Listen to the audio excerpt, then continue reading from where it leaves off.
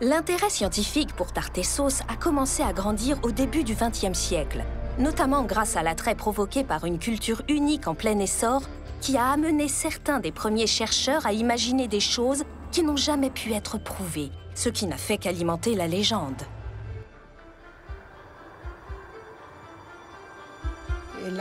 C'est la première civilisation de cette terre, nos premiers ancêtres.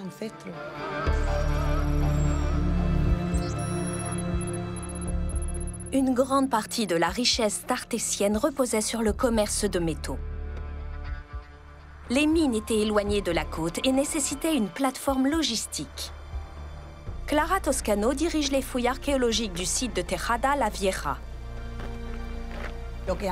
À l'époque, cet endroit était prisé par tout le monde oriental pour ses minéraux.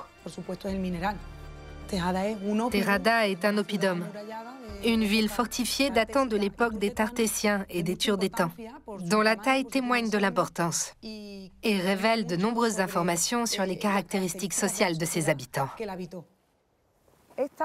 Cette rue était l'une des plus longues.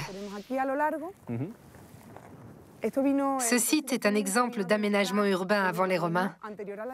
Les gens pensent que l'urbanisme n'est arrivé qu'avec les Romains, mais on a la preuve que non.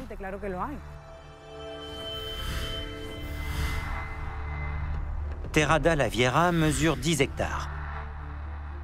Aujourd'hui, seulement 1 hectare a été mis au jour et uniquement en surface. En regardant la cité, je pense à son ampleur et au raffinement des Tartésiens.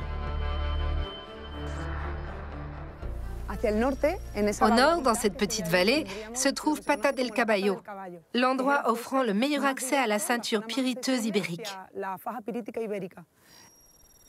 À l'est, il y a Aznalcóllar, également très riche en minéraux.